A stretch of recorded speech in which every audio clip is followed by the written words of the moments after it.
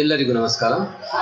ಇಂದು ನಾನು ಪ್ಯಾಲೆಸ್ತೇನಿನ ಪ್ರಮುಖ ಕವಿಯಾಗಿರುವಂತಹ ಮೊಹಮ್ಮದ್ ದರ್ವೇಶ್ನ ಕುರಿತಾಗಿ ಮಾತನಾಡಲಿದ್ದೇನೆ. ಪ್ಯಾಲೆಸ್ತೇನಿನ ಕಾವ್ಯದ ಧ್ವನಿ ಅಂತ ಅನಿಸ್ಕೊಂಡಂತಹ ಕವಿ ಮೊಹಮ್ಮದ್ ದರ್ವೇಶ್ ಆಗಿದ್ದಾನೆ. ಈತ 1948ರಲ್ಲಿ ಮಿಲಿಷಿಯಾದಿಂದ ನಾಶಗೊಂಡಂತಹ ಇಸ್ರೇಲಿನಲ್ಲಿ ಜನಿಸ್ತಾನೆ. ಅಂದ್ರೆ ಇವತ್ತೇನು ಇಸ್ರೇಲ್ ಅಂತ ಏನ್ ಕರ್ಕೊಳ್ತಿದೆ, ಪ್ಯಾಲೆಸ್ತೇನಿನ ಅಕ್ಕ ಎನ್ನುವಂತಹ ಒಂದು ಹಳ್ಳಿಯಲ್ಲಿ ಜನಿಸಿದಂತಹ ದರ್ವೇಶ್, ಈತ ತಂದೆ ಹೆಸರು ದರ್ವೇಶ್ ಬಾರ್ವೆ ಅಂತ. ಅವರಿಗೆ 8ನೆಯ ಮಗನಾಗಿ ಹುಟ್ಟಿದಂತಹ ಈತ ಸಾಧಾರಣ ಕೃಷಿ ಕುಟುಂಬದಲ್ಲಿ ಜನಿಸ್ತಾನೆ. ತನ್ನ 6ನೇ ವಯಸ್ಸಿನಲ್ಲಿ ದರ್ವೇಶ್ ತನ್ನ ತಾಯ್ನಾಡಿಂದ ದೂರ ಆಗ್ಬೇಕಾಗುತ್ತೆ. 1948ರಲ್ಲಿ ಇಸ್ರೇಲ್ ದೇಶದ ಸ್ಥಾಪನೆ ಆಗುತ್ತೆ. ಆಗ ಸಾವಿರಾರು ಕುಟುಂಬಗಳೆಲ್ಲ ನೆಲಸಮಗೊಳ್ಳುತ್ತವೆ ದಾಳಿಗೆ. ಆಗ ತನ್ನ ಒಂದು ಮನೆಯನ್ನ ಕಳ್ಕೊಂಡಂತಹ ಮೊಹಮ್ಮದ್ ದರ್ವೇಶ್ನ ಕುಟುಂಬವು ಸುಮಾರು 7,50,000 ಪ್ಯಾಲೆಸ್ತೇನಿಯರು ಗಡಿ ಪಾರ್ ಮಾಡಲಾಗುತ್ತೆ. ಜಿಯೋನಿಸ್ಟ್ ಮಿಲಿಷಿಯಸ್ ಹಾಗೂ ಹೊಸದಾಗಿ ರೂಪುಗೊಂಡ ಇಸ್ರೇಲಿ ಮಿಲಿಟರಿ ಹಿಂಸಾತ್ಮಕ ದಾಳಿಯಲ್ಲಿ ಇಡೀ ಊರು, ನೂರಾರು ಹಳ್ಳಿಗಳು ಆ ಒಂದು ಹೊಸದಾಗಿ ರೂಪುಗೊಂಡಂತಹ ಇಸ್ರೇಲಿಂದ ಪಲಾಯನ ಮಾಡ್ತಾರೆ. ತಮ್ಮ ಬೇರೆಡೆ ಸುರಕ್ಷಿತವಾದಂತಹ ಸ್ಥಳಕ್ಕೆ ಮನೆಗಳನ್ನ ಕಟ್ಟುಕೊಂಡು ಹೋಗ್ಬೇಕಾಗುತ್ತೆ. ಈ ಒಂದು ಅಲೆಮಾರಿಗಳಾಗಿ ತಮ್ಮ ಮನೆಗಳನ್ನ, ತನ್ನ ತಾಯ್ನಾಡನ್ನ ಕಳ್ಕೊಂಡಂತಹ ಪ್ಯಾಲೆಸ್ತೇನಿಯರು ನೆರೆಯ ಲೆಬನಾನಿನ ವಸಾಹತು ಶಿಬಿರಗಳಿಗೆ ಶಿಫ್ಟ್ ಆಗ್ತಾರೆ. ಸೊ ಅದರಲ್ಲಿ ದರ್ವೇಶ್ನ ಕುಟುಂಬವು ಒಂದು. ಸೊ ಆತನ ಒಂದು ಶಿಕ್ಷಣವೆಲ್ಲ ಇಸ್ರೇಲಿ ಒಂದು ವಾತಾವರಣದಲ್ಲೇ ಬೆಳೀತಾ ಹೋಗುತ್ತೆ. ಸೊ ಅಲ್ಲಿ ಆತ ತನ್ನ ಒಂದು ಎಜುಕೇಶನ್ ಅಥವಾ ತನ್ನ ಒಂದು ವಿದ್ಯಾಭ್ಯಾಸವನ್ನ ಪಡೆಯುವಂತ ಸಂದರ್ಭದಲ್ಲಿ ಅವನಾಗ 12 ವರ್ಷ ಆಗಿರುತ್ತೆ. ಅಲ್ಲಿ ಅವನ್ನ ಕೆಲವೊಂದು ಪ್ರಶ್ನೆಗಳನ್ನ ಕೇಳಲಾಗುತ್ತೆ. ಅಂದ್ರೆ ಅಲ್ಲಿನ ಒಂದು ಆ ಒಂದು ಇಸ್ರೇಲಿ ಮಕ್ಕಳು ಅನುಭವಿಸುವಂತ ಒಂದು ಸ್ವಾತಂತ್ರ್ಯ, ಮತ್ತೆ ಪ್ಯಾಲೆಸ್ತೇನಿಯರು ಅನುಭವಿಸುವಂತಹ ಒಂದು ಏನ್ ಹೇಳ್ತೀವಿ ಬಂಧನವನ್ನ ತನ್ನ 14ನೇ ವಯಸ್ಸಿನಲ್ಲಿ ಒಂದು ಸಣ್ಣ ಕವನವನ್ನ ಬರೆಯೋದ್ರ ಮೂಲಕ ಇಡೀ ಪ್ರಪಂಚದ ಧ್ಯಾನವನ್ನ ಈತ ಕೇಂದ್ರೀಕರಿಸ್ಕೊಳ್ತಾನೆ. ಸೊ ಅಲ್ಲಿ ಒಂದು ಕವನ ಬರುತ್ತೆ. You can play in the sun as you please and have your toys, but I can't. You have a house and I have none. You have a celebration, but I have none. Why can't we play together? So ಇಲ್ಲಿ 14ನೇ ವರ್ಷದ ಮಗುವಿನ ಭಾವನೆಗಳನ್ನ ಅರ್ಥ ಮಾಡ್ಕೊಳ್ಬೇಕು. ಜಾತಿ ಧರ್ಮಗಳಿಂದ ದೂರವಿರುವಂತ ಒಂದು ಸ್ವಚ್ಛಂದ ಮುಗ್ಧ ಮನಸ್ಸಿನ ಒಂದು ಭಾವನೆಗಳನ್ನ ಈ ಒಂದು ಪದ್ಯದಲ್ಲಿ ನಾವು ಗುರುತಿಸಬಹುದಾಗಿದೆ. ಸೊ ಅಲ್ಲಿ ಆ ಒಂದು ಸ್ಕೂಲ್ ನಲ್ಲಿ ಓದ್ತಿರುವಂತ ಒಂದು ಹುಡುಗ ಅಂತ ಹೇಳ್ತಾನೆ, ನೀವು ನಿಮ್ಗೆ ಸ್ವಾತಂತ್ರ್ಯ ಬಂದ ಹಾಗೆ ಆಟಗಳನ್ನ ಆಡ್ತೀರಾ, ತಮ್ಮ ಒಂದು ಆಟಿಕೆಗಳಲ್ಲಿ ಆಟಗಳನ್ನ ಆಡ್ತೀರಾ, ಬಿಸಿಲಿನ ಸೂರ್ಯನ ಬಿಸಿಲಿನಲ್ಲಿ ನೀವು ಆಟ ಆಡುವಂತದ್ದು, ನಿಮ್ಗೆ ಮನೆ ಇದೆ, ನೀವು ಸೆಲೆಬ್ರೇಷನ್ ಮಾಡ್ತೀರಾ, ಎಂಜಾಯ್ ಮಾಡ್ತೀರಾ, ಆದ್ರೆ ಇವೆಲ್ಲ ಮಾಡೋದ್ರಲ್ಲಿ ನಾನು ನಿಮ್ ಜೊತೆ ಸೇರ್ಕೊಳ್ತೇನೆ ಅನ್ನುವಂತಹ ಒಂದು ಮುಗ್ಧ ಪ್ರಶ್ನೆಯನ್ನ ಅವನ ಒಂದು ಕಾವ್ಯದಲ್ಲಿ ನಾವು ಗಮನಿಸಬಹುದಾಗಿದೆ.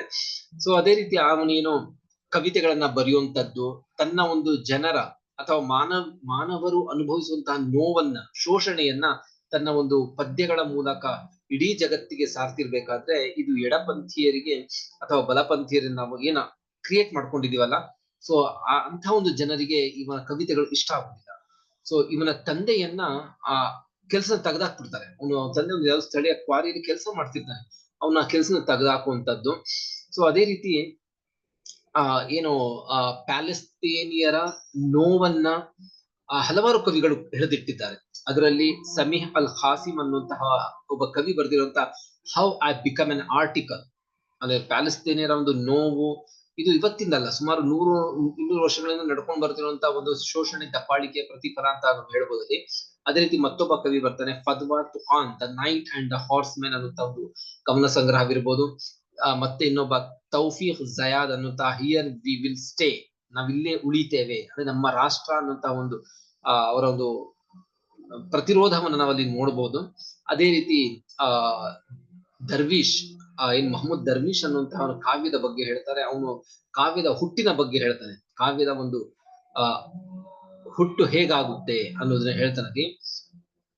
Every beautiful poem is an act of resistance.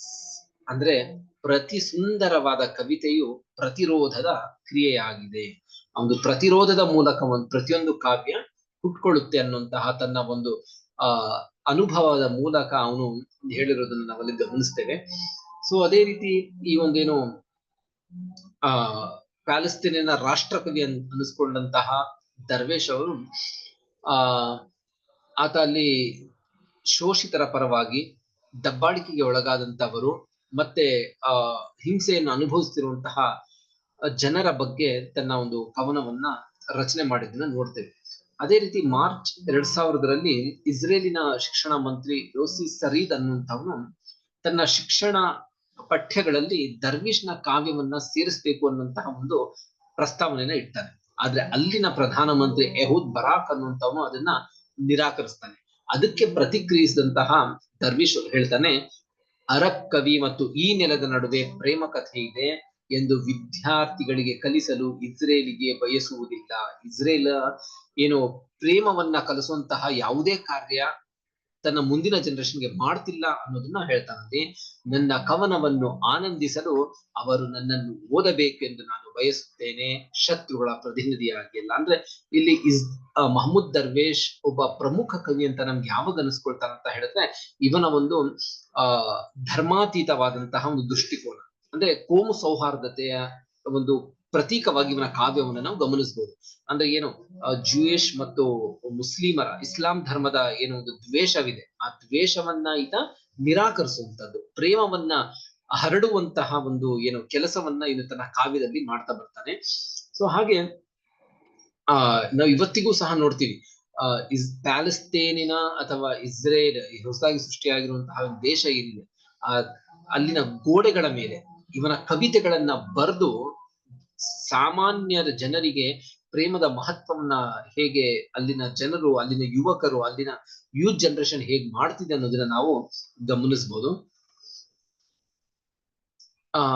ಅದೇ ರೀತಿ ಈತ ಏನ್ ಮಾಡ್ತಾನೆ ಅಂತ ಹೇಳಿದ್ರೆ ಯುನೆಸ್ಕೋನಲ್ಲಿ ಒಂದು ಸಭೆಯನ್ನ ಕರೆಯಲಾಗಿರುತ್ತದೆ.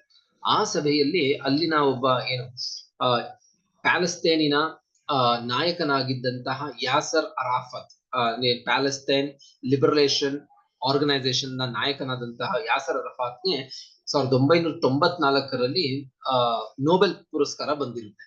ಆಗ ಒಂದು ಭಾಷಣವನ್ನ ಮೊಹಮ್ಮದ್ ದರ್ವೇಶ್ ಬರ್ತ್ ಕಳಿಸಿರ್ತಾನೆ. ಅದೇನಂತ ಹೇಳಿದ್ರೆ ತುಂಬಾ ಜನರ ಗಮನವನ್ನು ಸೆಳೆದಂತಹ ಒಂದು ಸಾಲದು. ಏನಂತ ಹೇಳಿದ್ರೆ, ಇಂದು ನಾನು ಆಲಿವ್ ಶಾಖೆ ಮತ್ತು ಸ್ವಾತಂತ್ರ್ಯ ಹೋರಾಟಗಾರರ ಬಂದೂಕನ್ನು ಹಿಡಿದು ಬಂದಿದ್ದೇನೆ. ನನ್ನ ಕೈಯಿಂದ ಆಲಿವ್ ಕೊಂಬೆ ಬೀಳಲು ಬಿಡಬೇಡಿ, ಮೊದಲು ಸ್ವಾತಂತ್ರ್ಯವನ್ನ ನೀಡಿ. ಅಂದ್ರೆ ಮಾನವ ಜನಾಂಗಕ್ಕೆ ಸ್ವಾತಂತ್ರ್ಯವನ್ನ ಬಯಸಿದಂತಹ ಅವನ ಭಾಷಣ. ಅಂದ್ರೆ ಆಲಿವ್ ಅನ್ನುವಂಥದ್ದು ಒಂದು ಶಾಂತಿಯ ಸಂಕೇತ.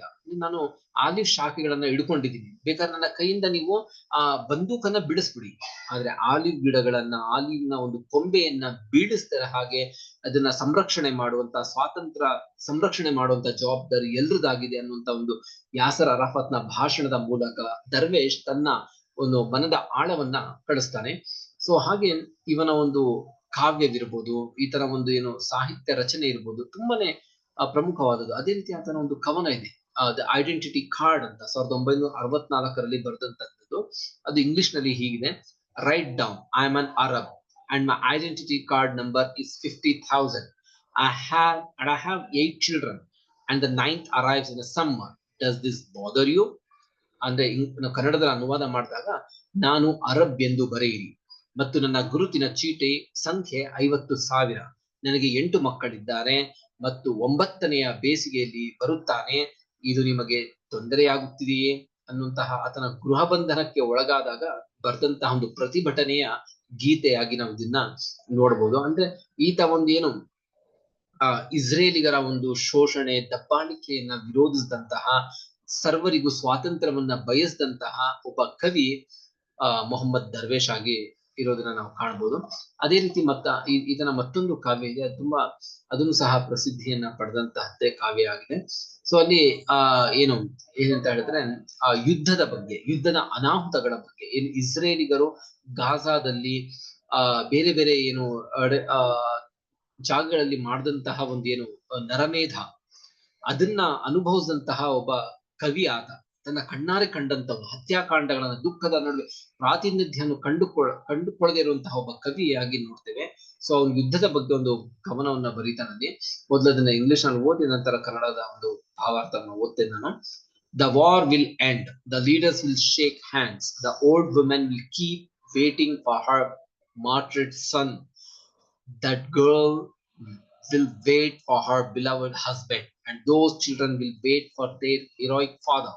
I don't know who sold our homeland, but I saw who paid the price. ಅನ್ನುವಂತಹ The war will end ಅನ್ನುವಂತಹ ಒಂದು ಕವನದ ಹೆಸರು.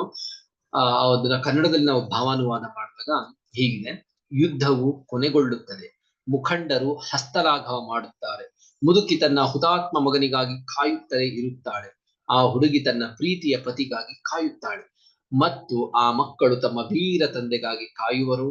ನಮ್ಮ ತಾಯ್ನಾಡನ್ನು ಯಾರು ಮಾರಿದ್ದಾರೆ ಎಂದು ನನಗೆ ತಿಳಿದಿಲ್ಲ, ಆದರೆ ಯಾರು ಬೆಲೆ ಕೊಟ್ಟರು ಎಂದು ನಾನು ನೋಡಿರುವೆ. ಅಂದ್ರೆ ತನ್ನ ಕಣ್ಣಾರೆ ಕಂಡಂತಹ, ಆತನ ಒಂದು ಬಾಲ್ಯದಲ್ಲಿ ನಡೆದಂತಹ ಆ ಘಟನೆಗಳು, ತನ್ನ ಬಾಲ್ಯದಲ್ಲಿ 1948-45ರಲ್ಲಿ ಏನೊಂದು ಬ್ರಿಟಿಷರು ಜೂಯಿಷ್ಗಳಿಗೆ ಹೊಸ ನಾಡನ್ನು ಕಟ್ಟಬೇಕು ಅನ್ನುವಂತ ಉದ್ದೇಶದಿಂದ ಪ್ಯಾಲೆಸ್ತೈನಿನ 2 ಭಾಗಗಳನ್ನಾಗಿ ಮಾಡಿ, ಅದನ್ನ ಒಂದು ಪ್ಯಾಲೆಸ್ತೈನ್ ಮತ್ತೆ ಇನ್ನೊಂದು ಇಸ್ರೇಲ್ ಆಗಿ ಮಾಡಿ, ಪೂರ್ವದ ಪ್ಯಾಲೆಸ್ತೈನ್ ಅಲ್ಲಿ ವಾಸ ಮಾಡ್ಕೊಂಡಿದ್ದಂತಹ ಜನರನ್ನ ನಿರ್ಗತಿಕರನ್ನಾಗಿ ಮಾಡಿದಂತಹ, ಅವರ ಒಂದು ಮಾರಣ ಹೋಮ ಮಾಡಿದಂತಹ, ಅದು ಇತಿಹಾಸದಲ್ಲೇ ಉಲ್ಲೇಖಿತವಾಗಿರುವಂತಹ ಘಟನೆಗಳು. ಸೊ ನಾವು ನೋಡುವಂತಹ ನಮ್ಮ ದೃಷ್ಟಿಕೋನ ಅಂದ್ರೆ ಇಲ್ಲಿ ಪ್ಯಾಲೆಸ್ತೀನಿಯರು ಸರಿಯರೋ ಅಥವಾ ಇಸ್ರೇಲಿಗರು ಸರಿಯರೋ ಅನ್ನುವಂತಹ ಪ್ರಶ್ನೆ ಅಲ್ಲ. ಇಲ್ಲಿ ಧರ್ಮದ ಮುಖೇನ ವಿವರಣೆ ಕೊಡೋದು ಮುಖ್ಯವಲ್ಲ.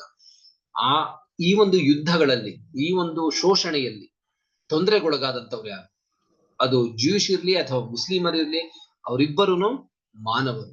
ಆ ಮಾನವೀಯತೆಯನ್ನು ಕಳ್ಕೊಂಡಂತಹ ಘಟನೆಗಳು ಇಸ್ರೇಲ್ ಅಥವಾ ಪ್ಯಾಲೆಸ್ತೈನಿನಲ್ಲಿ ನಡೆದದ್ದನ್ನ ಅಲ್ಲಿನ ಜನರು ನೋಡಿ ತಮ್ಮ ಕಳಕಳಿಯನ್ನ, ತಮ್ಮ ಅನುಭವವನ್ನ ತಮ್ಮ ಕಾವ್ಯದ ಮೂಲಕ ತಂದಿರೋದನ್ನ ನೋಡ್ತೇವೆ. ಸೊ ಹೀಗೆ ಮಹಮ್ಮದ್ ದರ್ವೇಶ್ ತುಂಬಾ ಗೌರವಾನ್ವಿತ ಪ್ಯಾಲೆಸ್ತೈನ್ ಕವಿ ಹಾಗೂ ಲೇಖಕರಾಗಿದ್ದು, ಅವರಿಗೆ ಹಲವಾರು ಪ್ರಶಸ್ತಿಗಳು ಬಂದಿವೆ. ಇವನ ರಾಷ್ಟ್ರೀಯ ಕವಿ, ಪ್ಯಾಲೆಸ್ತೈನ್ ರಾಷ್ಟ್ರೀಯ ಕವಿ ಅಂತ ಪರಿಗಣಿಸಲ್ಪಡ್ತಾರೆ. ಇವರ ಕೆಲಸ ಇದೆ, ಆ ಕೆಲಸಕ್ಕೆ ದ ಲೋಟಸ್ ಪ್ರೈಸ್ ಅಂತ 1969 union of Afro Asian writers ವತಿಯಿಂದ ಸಿಕ್ಕಿರುವಂತದ್ದು. ಲೆನಿನ್ ಪೀಸ್ ಪ್ರೈಸ್ ಅಂತ 1983ರಲ್ಲಿ USSR ಇಂದ. The knight of the order of the art and letters 1993 from France ಇಂದ. The Lenin foundation prize for cultural freedom 2001ರಲ್ಲಿ. Prince Claus award 2004ರಲ್ಲಿ. Bosnian steks 2007ರಲ್ಲಿ. Golden breath of Struga poetry evening 2007ರಲ್ಲಿ. The international forum for Arabic poetry prize 2007ರಲ್ಲಿ. So ಹೀಗೆ ಹಲವಾರು ಪ್ರಶಸ್ತಿಗಳು ಸಿಕ್ಕಿರುವಂತದ್ದು. So ಇವರು ತಮ್ಮ ಒಂದು ಕೊನೆಯುಸಿರನ್ನ ಅಮೆರಿಕದ ಟೆಕ್ಸಾಸ್ ಅಲ್ಲಿ ಎಳೆದಾಗ, ಇವರ ಇಚ್ಛೆಯಂತೆ ಪ್ಯಾಲೆಸ್ತೈನ್ ರಾಮಲ್ಲಾ ಅನ್ನುವಂತ ಸ್ಥಳದಲ್ಲಿ ಇವರ ಒಂದು ಸಮಾಧಿಯನ್ನ ಮಾಡಲಾಗಿದೆ. ಸೊ 1996ರಲ್ಲಿ ಇವರು ಕೊನೆಯುಸಿರೆಳಿತಾರೆ. ಸೊ ಹೀಗೆ ಏನೊಂದು ದಬ್ಬಾಳಿಕೆ ಇತ್ತು, ಏನೊಂದು ಶೋಷಣೆಗಳು ನಡೀತಿತ್ತು, ಅದರ ಒಂದು ವಿರುದ್ಧವಾಗಿ ತಮ್ಮ ಕಾವ್ಯದ ಉದ್ದಕ್ಕೂ ಪ್ಯಾಲೆಸ್ತೈನರು ಪರವಾಗಿ, ಇಸ್ರೇಲಿಗರ ವಿರುದ್ಧವಾಗಿ, ಶೋಷಣೆಯ ವಿರುದ್ಧವಾಗಿ ಧ್ವನಿ ಎತ್ತಿದಂತಹ ಕವಿ ಮೊಹಮ್ಮದ್ ದರ್ವೇಶ್ ಆಗಿದ್ದಾರೆ. ಧನ್ಯವಾದಗಳು.